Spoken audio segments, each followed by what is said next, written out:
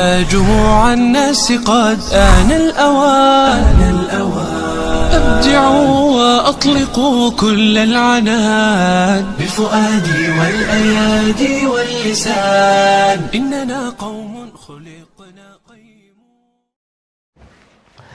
رجال الغد المأمول إنا بحاجة إلى قادة تبني وشعب يعمر. رجال الغد المأمول إنا بحاجة إلى عالم يدعو وداع يذكر. رجال الغد المأمول إنا بحاجة إلى عالم يدري وعلم يقرر. رجال الغد المأمول إنا بحاجة إلى حكمة تملاه وكف تحرر. الإخوة والأخوات ومشاهدينا الكرام، أهلا ومرحبا بكم مجددا في حلقة جديدة وحلقة أخيرة واستثنائية.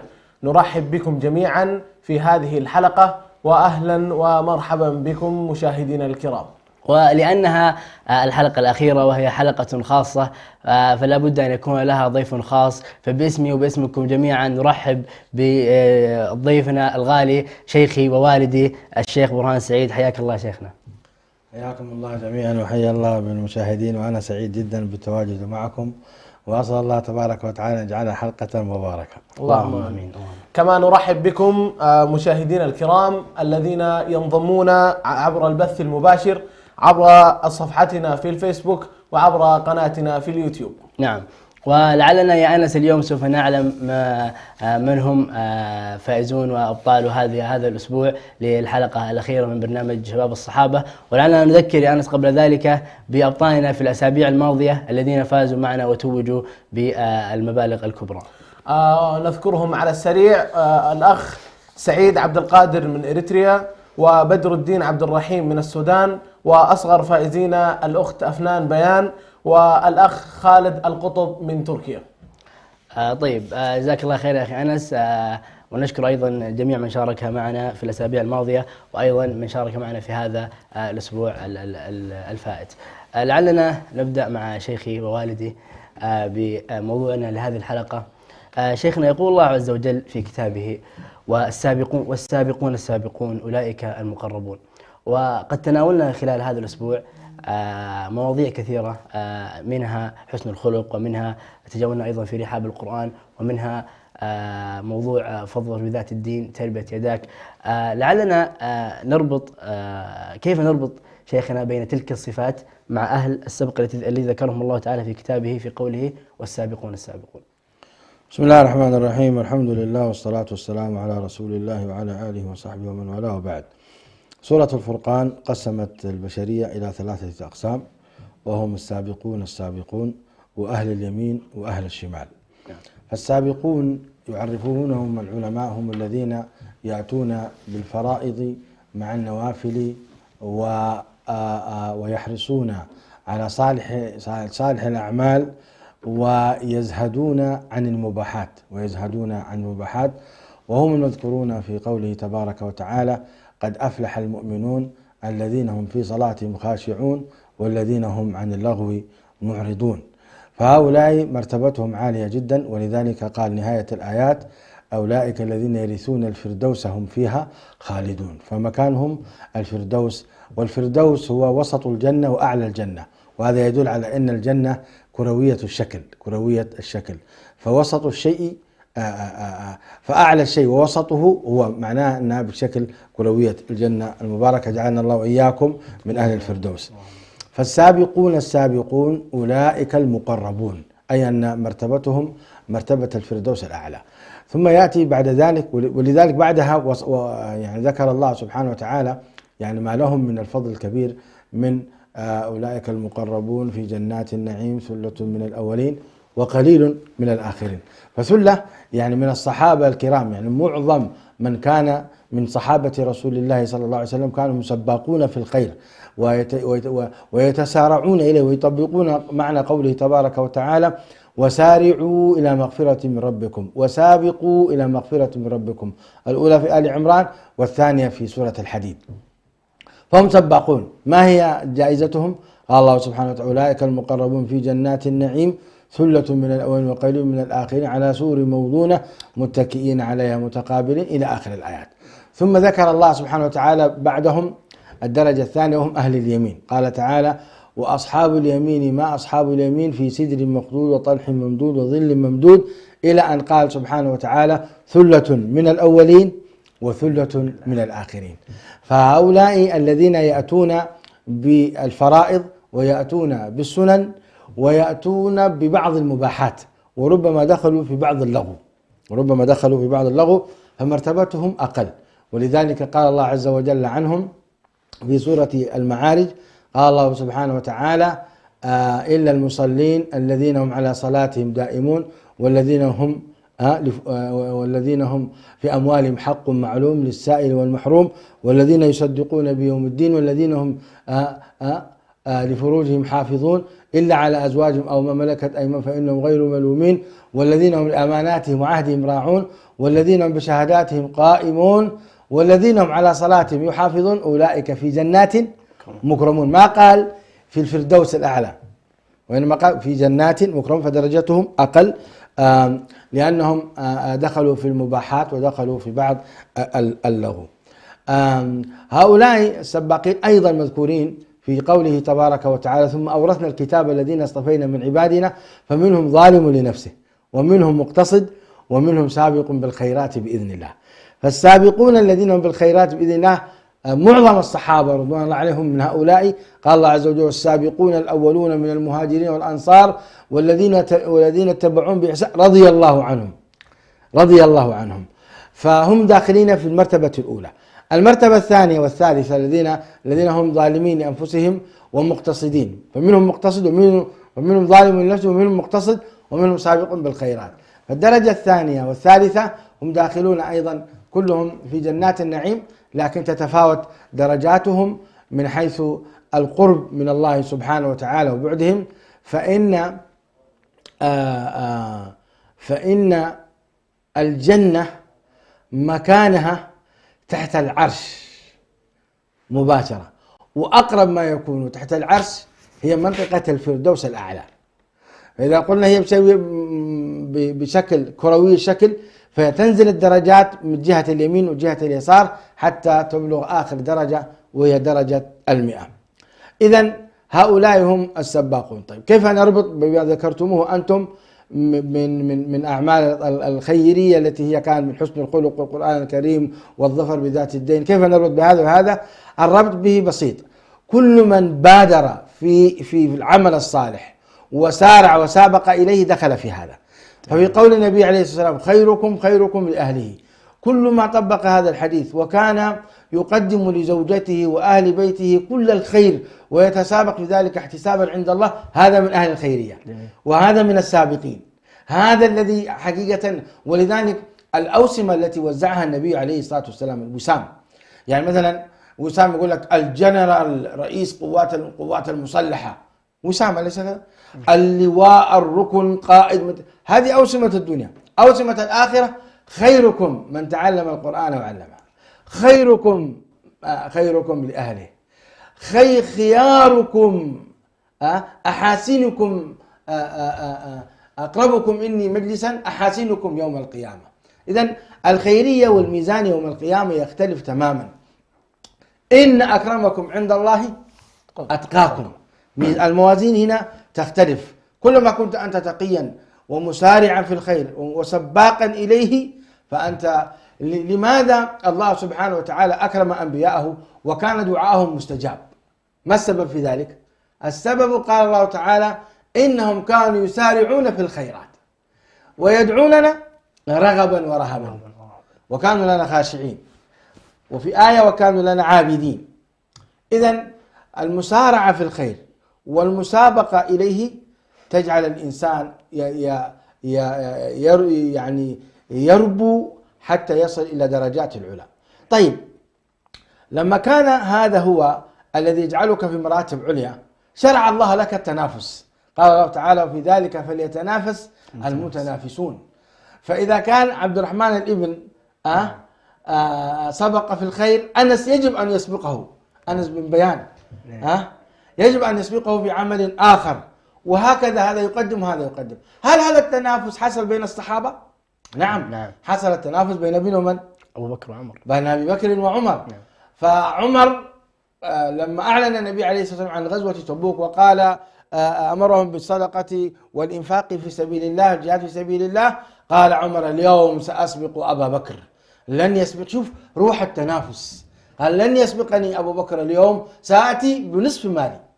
50% من مالك كثير ولا قليل؟ كثير. كثير كثير. كم عندكم في حساباتكم؟ هل ممكن تنفقونها 50% صدقة في سبيل الله؟ ثقيلة، تحتاج إيمان، صعبة، تحتاج إيمان. عمر أخذ نصف ماله، 50% من أرصدة البنوك الموجودة، 50% من البيت، 50% من كل شيء أخذه وأتى به. أبو بكر بماذا أتى؟ بماله. راح في البنوك كلها صفاها، صفى أرصدتها صفر صفر صفر، رضي الله عنه وأرضاه، وأتى بماله كله في سبيل الله. من يسبق أبو بكر؟ من يسبق أبو بكر؟ لما قال النبي عليه الصلاة والسلام من أصبح منكم اليوم صائما؟ قال أبو بكر أنا. قال فمن تصدق اليوم بصدقة؟ قال أبو بكر أنا. قال فمن اتبع جنازة؟ قال أبو بكر أنا. قال فمن عاد مريضا؟ قال أبو بكر أنا. وكلها ما بين الأذان والإقامة.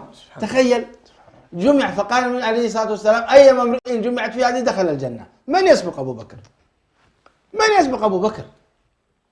رأيتم هنا التسابق والتسارع في الخير من شيم الصالحين. أما الذين يقولون يا أبويا الجنة كم؟ 100، يا أنا تكفيني آخر درجة، يمكن تتزحلق تروح في النار، نسأل الله العافية والسلام. يقول النبي عليه الصلاة والسلام إذا سألتم الله فاسألوه إيش؟ الفردوس الأعلى من الجنة. لذلك التسابق في الخير، وهذه ما تقومونه اليوم أنتم من المسابقة هو داخل في هذا. هذه مسابقات الخيرية التي تجعل الناس تبحث عن الصالحين من الصحابة وعن سيرهم، وتبعث في النفوس حقيقة في أن نكون مثل هؤلاء، أو على الأقل أن نحبهم، لأن المرء مع من أحب. يعني أقل درجة هي أن تعجب بالصحابة فتحبه، فإذا أحببته كنت أنت معه. نعم، إذا أنت أحببته كنت أنت معه. أرجو أن أكون لا أكون قد أطلت. لا بالعكس يا شيخ. جزاك الله خير يا عمي، جزاك الله خير عمي الحبيب وشيخنا الفاضل، ونفع الله بكم وبعلمكم. شيخنا طيب، بعد إذنك كذا لو تسمح لنا أن نسحب للفائز ومن قسم أو مسار الاتصالات، جعل الله جميع الفائزين برضوانه اللهم آمين. اللهم آمين. تفضل يا عبد الرحمن. طبعا ما شاء الله ما شاء الله. خليني أفتح لك. ويخلق ربكم ما يشاء ويختار. تفضل أبي. طبعا الجائزة $400. ما شاء الله ما شاء الله. ويخلق ربك ما يشاء ويختار، ما كان لهم الخيار. اللهم اغفر لنا ولا تخر علينا. اللهم اغفر لنا ولا تخر علينا، واجعلنا من الفائزين. بسم الله بسم الله بسم الله بسم الله. ها. الله يختار من يشاء. يا ترى من اختار؟ محمد علي من السودان. ما شاء الله. الثاني. الفائز هو الأستاذ محمد علي. ما شاء الله. الثاني ده يعني ايش كاتبين الثاني؟ أعتقد أتوقع من الأسبوع الثاني. من الأسبوع الثاني؟ نعم، الأسبوع الحالي. مبروك، بارك الله لك. ما شاء الله. مبارك عليك الأستاذ محمد علي من السودان، مبارك عليك. نسأل الله تعالى أن يبارك لك. هذا المبلغ وهذه الجائزة المتواضعة مقدمة من شبكة سلام الإعلامية.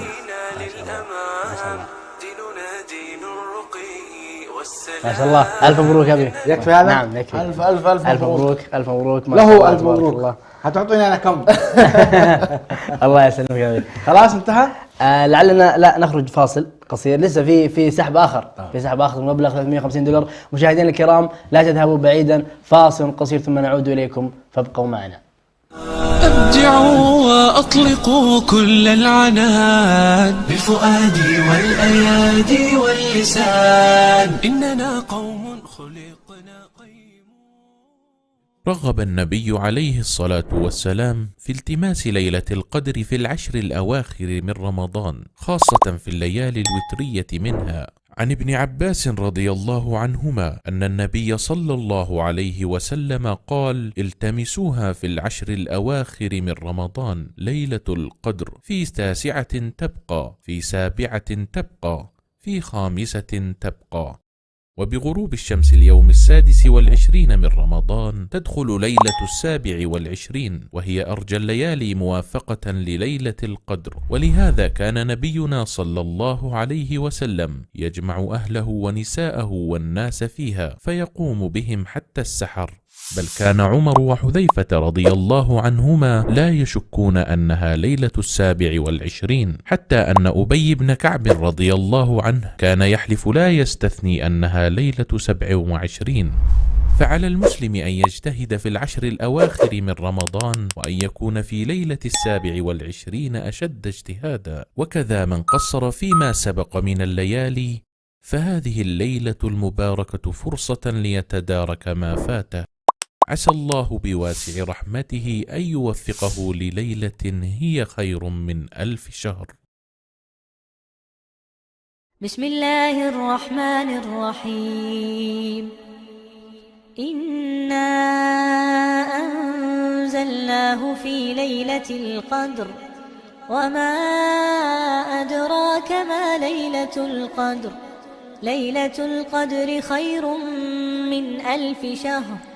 تنزل الملائكة والروح فيها بإذن ربهم من كل أمر. سلام هي حتى مطلع الفجر. وأطلقوا كل العنان بفؤادي والأيادي واللسان، إننا قوم خلقنا قيم. الإخوة والأخوات والمشاهدين والمشاهدات، عدنا لكم بعد هذا الفاصل ونبارك للفائز بمبلغ $400. الأخ محمد علي، ألف مبروك. وننبه أن في كلمة الثاني نقصد بها الأسبوع الأخير. في اليوم الثاني جاوب معنا الأخ محمد علي وفاز معنا بمبلغ $400، ونرجو منه التواصل عبر الرقم الظاهر أمامكم على الشاشة. ونهيب بكم أن تنتظروا على الفائز الثاني الذي سيظهر لكم في أي لحظة في هذه الحلقة.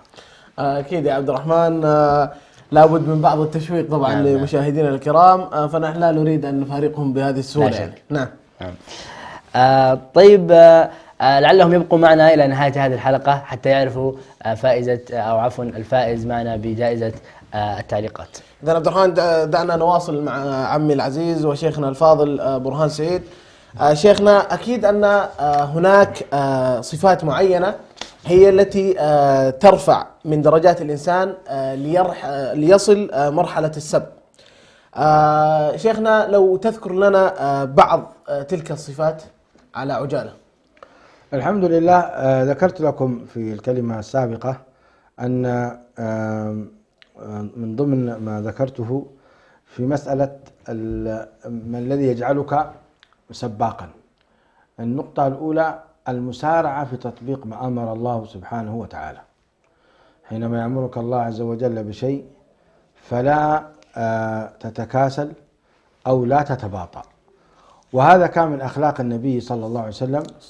تقول عائشة رضي الله عنها وأرضاها: يكون النبي صلى الله عليه وسلم في خدمة أهله، فإذا ما أذن المؤذن تركنا وكأنه لا يعرفنا ولا نعرفه، فيبادر عليه الصلاة والسلام مباشرة إلى أداء العبادة.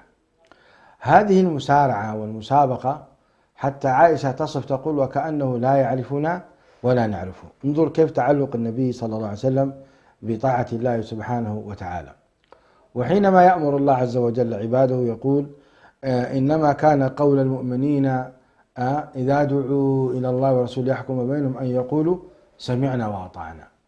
فالمؤمن سريع المبادرة في طاعة الله سبحانه وتعالى. هذه النقطة الأولى، أنك تبادر فيما أمرك الله سبحانه وتعالى، سواء كان على مستوى الفرائض أو كان على مستوى المباحات، فأنت دائما سباق.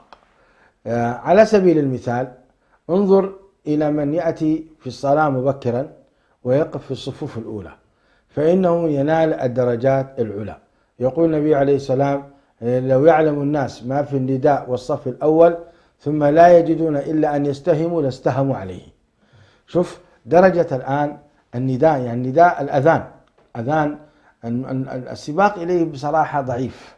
المؤذنون هم أطول الناس أعناقا يوم القيامة، فسر بتفسيرين: إما أنهم أعناقهم فعلا طويلة فلا تصلهم يعني ما يحصل من الغرق اللي في يوم الحشر لا يحصل إليهم لأن أعناقهم طويلة، أو لأنهم لهم شرف والمكانة والرفعة لأن الله سبحانه وتعالى شرفهم بذكره وتكبيره. إذن انظر إلى هذا الفضل: إن الله وملائكته يصلون على ميامن الصف الأول.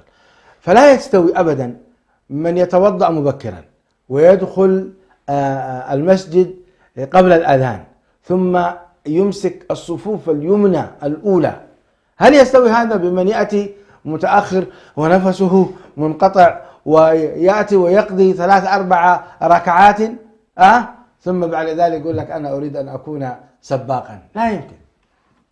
هو في خير ولكن ليس سابقا. إذن النقطة الأولى المبادرة. النقطة الثانية العلم تجعلك سباقا.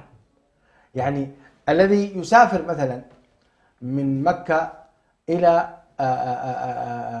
الرياض، أو الذي يسافر من الرياض عكس، الذي يسافر عن طريق مثلا خلينا نقول يسافر من مكة باتجاه جدة ثم المدينة ثم يصل الرياض، أو الذي يسافر مباشرة من مكة باتجاه الرياض، أيهما أقرب؟ على طول. أي الذي يسافر مباشرة. هذا مثال نقربه لمن يعبد الله سبحانه وتعالى بعلم ومن لا يعبده بغير علم. فالذي يعبده الله عز وجل بعلم يكون يقربه إلى الله سبحانه وتعالى بأسهل طريقة. ولذلك يقول النبي عليه السلام: من سلك طريقا يلتمس به علما سهل الله له به طريقا إلى الجنة. فإذا العلم. ولذلك لما وجد النبي عليه الصلاة والسلام زينب إحدى زوجاته تذكر الله سبحانه وتعالى من بعد صلاة الفجر حتى الضحى، ما زالت تذكر بحصى وتسبح الله سبحانه وتعالى، والنبي عليه الصلاة والسلام ذهب ورجع إليها، يعني قبل الفجر رآها ثم رجع إليها بعد الضحى، يعني بعد شروق الشمس، فقال: ما زلت على الوضع الذي رأيتك فيه، لقد قلت بعدك 4 كلمات 3 مرات لو وزنت بما قلت أنت كل هذا لوزنته. سبحان الله وبحمده عدد خلقه ورضاء نفسه وزينة عرشه ومداد كلماته، قال النبي عليه السلام 3 مرات. فلو وزن بما قالته في فترة 2 ساعتين تقريبا زينب رضي الله عنها وارضاها لو وزن هذا الموضوع. إذا كيف تكون سباقا؟ بالعلم. حينما تعرف أن ليلة القدر، هذه الأيام ليلة القدر تعدل عبادة 83 سنة و4 أشهر، تمام؟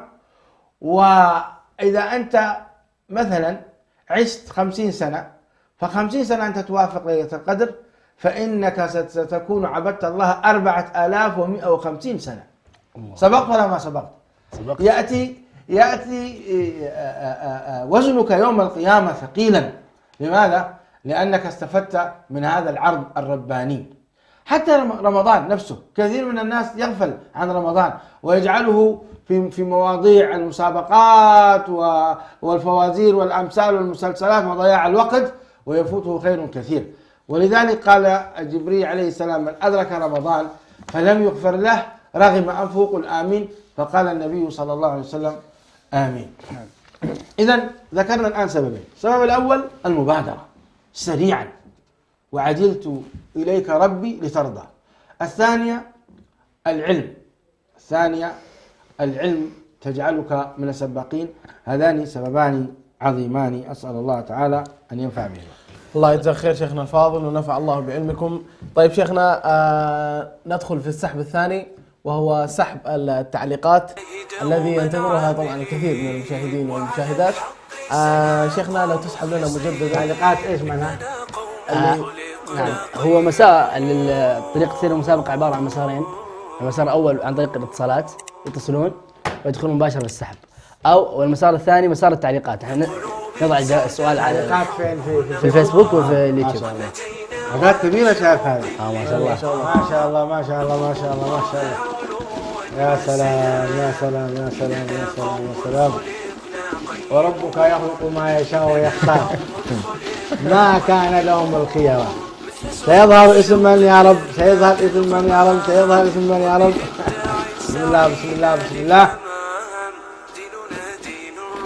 من داخل كده طلعناه من الداخل. ما شاء الله. مين؟ يا ترى من؟ ما شاء الله. إنها الأخت أسرار جاسر. ما شاء الله. الأخت أسرار جاسر، ما شاء الله تبارك الله. هنيئا للأخت أسرار جاسر، مبارك عليك. الجائزة كم مقدارها؟ 350 دولار. ما شاء الله تبارك الله. يصلح الاشتراء فيها جوال. ما شاء الله. هنيئا للأخت أسرار جاسر، مبارك عليك. بس ما هو واضح من أي دولة هي. في الفيسبوك يا كنترول ما اديتونا من أي دولة هي. لو يعطينا الكنترول من دولة. أسرار جاسر. هي لعلها في الفيسبوك لا تظهر الدولة. لا تظهر الدولة. لكن طيب. ألف مبروك.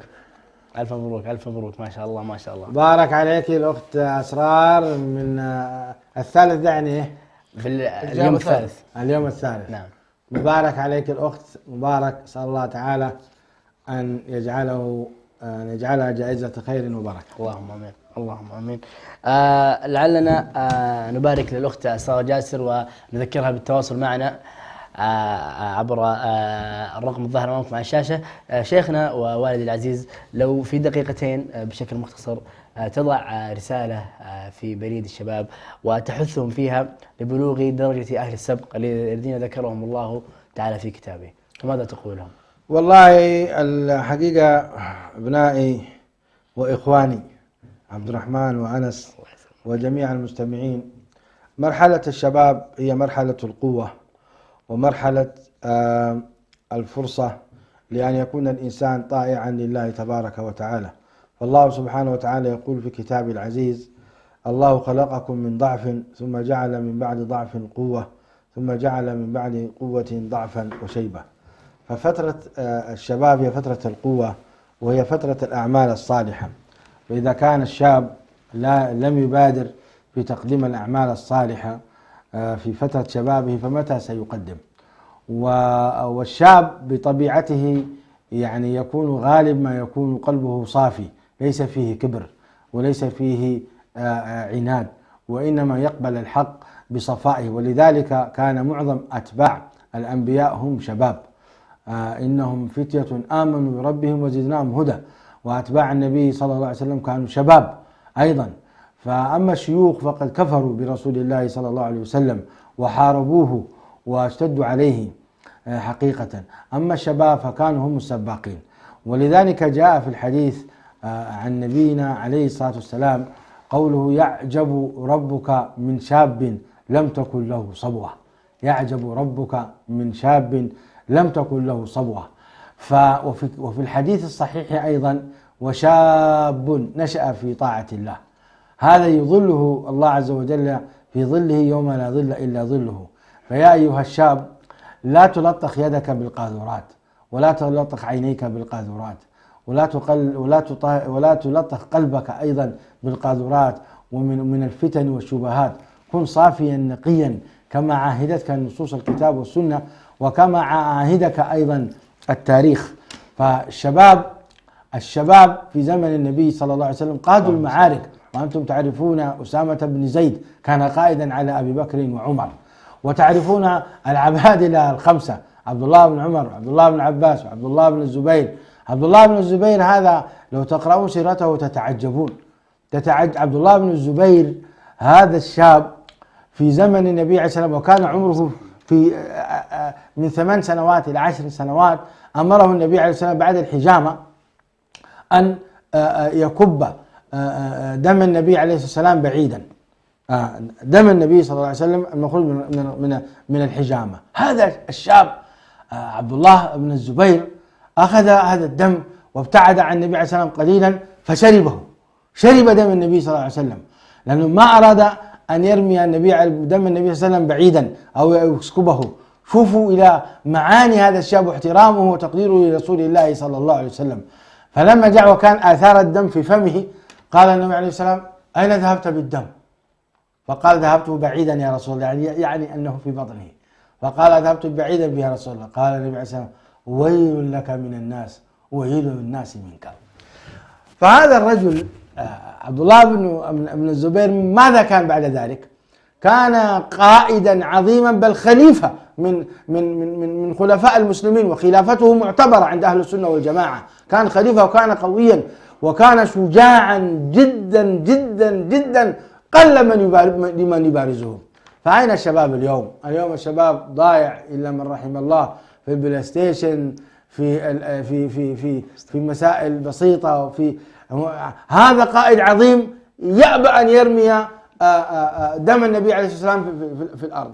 وهكذا كان أسامة بن زيد وعلي بن أبي طالب وعبد الله بن عمر وعبد الله بن عباس، كل هؤلاء العبادلة.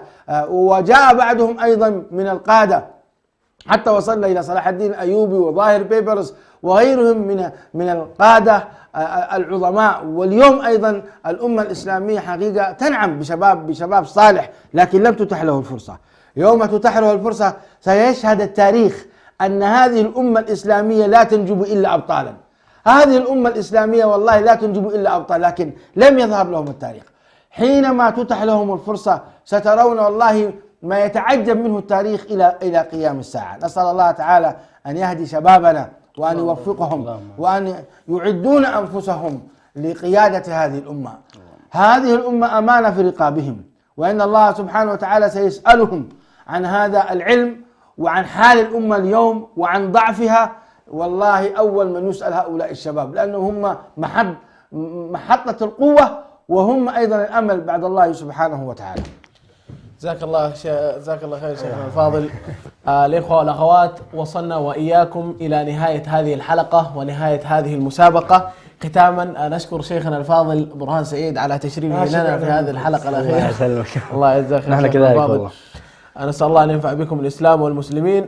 والشكر موصول لمن صاحبني في هذه الحلقة وفي تقديم هذه الحلقات، الأخ عبد الرحمن برهان. الله يسلمك. شكرا لك أخي عبد الرحمن، وكل الشكر لكم متابعينا الكرام على تواصلكم معنا ومشاركاتكم عبر الاتصالات وعبر التعليقات.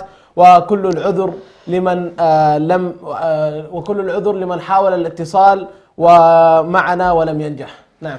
أيضا مشاهدينا الكرام، الشكر موصول لجميع من ساهم في نجاح هذا البرنامج من فريق الإعداد ومن المخرج ومن المعد والإدارة الفنية والطاقم الإداري والفني. شكر موصول إليهم جميعا. ولا أنسى أن أشكر أيضا شيخي ووالدي الشيخ برهان أن شرفنا في هذه الحلقة. وأنا أيضا أتقدم بالشكر الجزيل لكما على إتاحة هذه الفرصة وإحسانكما الظن بي. كما أشكر أيضا قناة السلام بمدرائها وجميع منسوبيها، وأشكر أيضا المشاهدين الكرام الذين تبعوكم خلال هذه الرحلة المباركة، وآمل أن يتجدد اللقاء بكما بإذن الله إن شاء الله وأنتم على خير بإذن الله. مشاهدينا الكرام، نأسف أننا وصلنا إلى ختام حلقات هذا البرنامج المبارك. سعينا المولى عز وجل أن يجمع بنا وبكم في برامج أخرى وحلقات أخرى. تم الكلام وربنا محمود وله المكارم والثناء والجود، ثم الصلاة على النبي محمد ما لاح قمري وأغرق عود. والسلام عليكم ورحمة الله وبركاته. يا جموع الناس قد آن الأوان أبدعوا وأطلقوا كل العنان بفؤادي والأيادي واللسان. إننا قوم